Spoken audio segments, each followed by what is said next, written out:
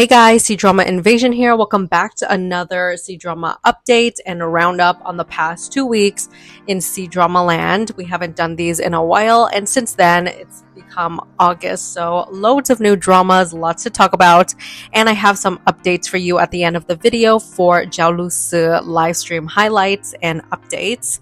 So maybe I'll gather them all and make like a part 2 for that, but for now I'll just give you guys this. And yeah, let's jump on into it with premieres. So starting off at the tail end of the month of July, we have the Immortal Ascension. This is a adventure martial arts fantasy starring Yang Yang and Jin.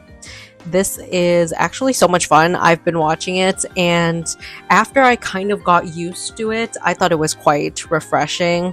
It's definitely for those who just really enjoy cultivation stuff, or I Am Nobody, the Blood of Youth, sometimes with like the high magic and just like battles and all of that. But instead of like romantic subplots or even mystery, the male lead's kind of sneaky and he cultivates and levels up in a low-key way.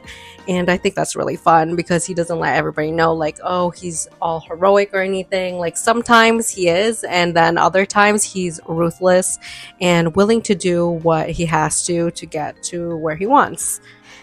Then on August 1st, a thriller mystery drama called The Wanted Detective aired, and this has 36 episodes starring Xiang Hanzhi and Wang Xingyue. This is a drama where the male lead and female lead are martial like sisters and brothers. They have the same master, like the same teacher, and they fell in love, but they're about to get married and something happens and he is accused for the crime. So years go by, they meet again, and she decides to like give him a chance to work with her, and they decide to uncover that specific case. Yeah, because there's also like copycats in the future, and that's all I really know because I kind of stopped at episode 5. But let me know if it's worthwhile, if you're caught up. But yeah, I'm not in this mood at all, which is why I put off like Coroner's Diary. I did check this out and it started off good, but then I'll save it when I'm in like that mystery mood. Right now I need something refreshing, and the only thing that holds my attention is Immortal Ascension because of how different it is, and also Legend of Female General, which is the next drama we're going to be talking about. Oh my gosh, this is my most like anticipated drama since a long time. I just love this concept, and the posters, everything, it's so good. It's one of those dramas that I literally cannot stop myself from watching the second it airs. Like, I will literally wake up and drop everything and watch it before I do anything. But this has 36 episodes. Also, it stars Zhou and Cheng. I am praying that they don't mess up the ending. You know how it's like halfway or 3/4, it's so good, and then they mess up the ending. Like, can we not, please? So this is a war romance wuxia, but there's also like found family in there because like it starts off where they're both generals, but she gets betrayed by like her brother, and all this time she was kind of disguised as a man in order to like go to school, and they were like classmates together. They had the same teacher, so he gave them like these twin blades, and unfortunately they lost him in a war. This is literally the opening scene, so I'm not spoiling too much, but he really hates her guts. And he doesn't know that she's a she because she had to disguise herself as a man, and she wore like this mask. Anyways, her brother ended up poisoning her, so she ends up blind. They kick her off a cliff. Yeah, brutal. And now she has nothing left, but she decides, hey, you know what? I'm gonna climb the ranks. And who is she working under? The male lead, who is the commander of this place, and it's really fun to see her just do front lines like training and stuff. Like, she's obviously skilled, but I love the friendship aspect. I love how the pacing is like slow burn enough for you to get to know these characters, and he's not that ruthless, honestly. He's a pretty great main character. And the current arc right now, up to the episode, they're finally going into the city and stuff. So more like politics is being introduced, but highly recommend it. It's so fun. I love their chemistry. And they also just had a little photo shoot, like a modern day photo shoot to promote the drama, and it looks great. I just really like when the male lead and female lead really understand each other on like a different level. Then on August 7th, a modern romance C-drama with a bit of fantasy elements. So this is a story about a girl who just has a terrible life in present day because she failed the college entrance exams, which you're supposed to take at the end of high school. And in like most southeastern countries, it's like all or nothing. So what happens is one day she wakes up back in the last year of high school, and this time she refuses to be distracted by anybody, or she's just going to go for it and carve a better future for herself. And last but not least, for premieres, we have a drama called Fell Upon Me. It stars Huang Junjie and Yin Rei. So this is a fantasy romance. It has 22 episodes, around 30 minutes of runtime, and it's interesting because it's about a high school student in 2012 that has a cell phone that connects to a future version of her classmate in 2024. So there's some like mystery involved, and they're in like parallel timelines. As for filming ceremonies this week, we only had one, and it was for Genius Girlfriend, which stars Tian Xiwei and Yitian. This is a modern romance. And for wrap-ups, we have two dramas, first being Blossoms of Power, a political romance between a princess and the crown prince of two different countries. So it stars Meng Ziyiweibo and ZhuYu. I do find it a little bit funny that this is her third drama with the word blossoms in the title. And the second drama that wrapped up filming is called Now or Never. This is an iQIYI costume historical romance martial arts drama starring Dai Luwa and Outright Peng. She is the second female lead in Moonlight Mystique, and this is their like reunion together. Cannot wait for this. So glad she has her own like female leading role. But male lead is wrongfully accused and is the sole survivor of his clan. So looks like there's going to be some mystery and revenge going on. We got a couple of new posters and stills for upcoming dramas. First one is ZhuYu, starring Linghe and Tian Xiwei. This is a costume romance drama. This is a fake marriage trope that turned into true romance as the male lead seeks for vengeance, and female lead is just a normal butcher's daughter. Next drama does not have an English title yet, but if you're interested in the Chinese one, then I'll leave it in the description box where you can find all the titles for the dramas we mentioned.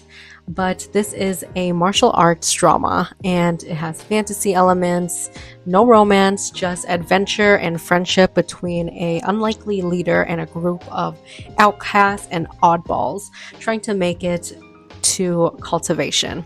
So this reminds me a little bit of like I Am Nobody, and it sounds so fun. So it also stars the male lead there, so Peng Yucheng, and Wan Peng is female lead. The male-centric adventure Shansha drama called Whispers of Fate stars Luo Yuxi, Xiao Xunyao, and Ao Zhiyi, as well as Fang Yilun.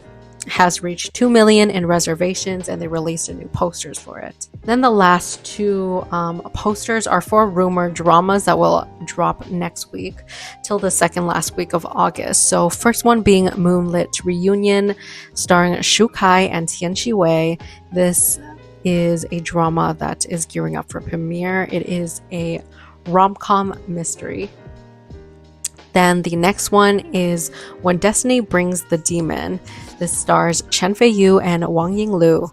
It is a Shansha romance. Speaking about this drama, there is a little bit connection here to Zhao Lusi News, because apparently she was supposed to play the female lead, and the producer behind this, Zhang Zhishi literally went on after the whole live stream and everything with Zhao Lusi, which I'll link up somewhere in this corner of the video. You can watch it after if you aren't caught up, but she basically accused KU, her company, of breaching, doing just really seedy and dodgy things. And then this producer on this drama, When Destiny Brings the Demon, said that they kind of lied to her, allegedly, saying that they would have a joint production, and they basically said that Lusi will be in the drama, but last minute, and they blamed it on like bad productions and like this and that from other studios. But the truth was, allegedly there's something shady going on, and they were making bank off of her name even though she had no clue what was going on. So basically empty promises, almost like being like, yeah, sign it, let's work on this project together, I promise she'll be like the face of this drama, it's gonna be so big, blah blah blah. But in the end, like, she didn't even know what was happening, and she was not in on it at all.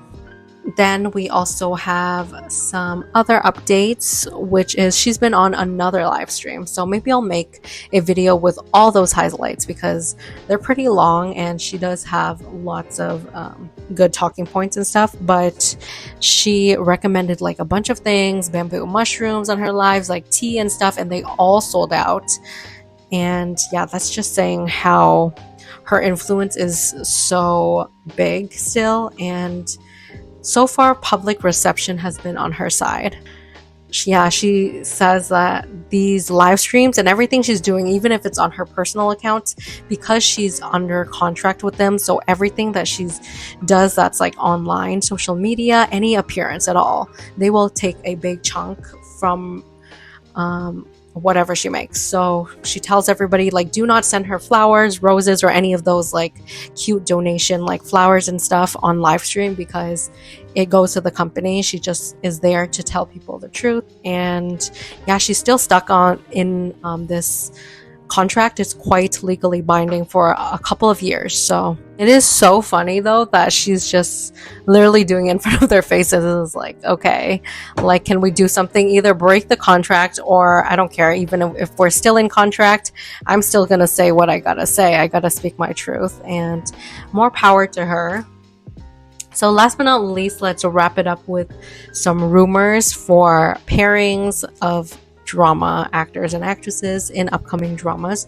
So rumored is Meng Ziyiwei and Aoi Peng will be in a romance costume drama together, and the other one is that Dylan Wang and Song Ju-er will be doing a modern romance drama. Oh, and there was also one more I almost forgot, but Cdrama and Wu Lei might be coming back for a round 2 reunion.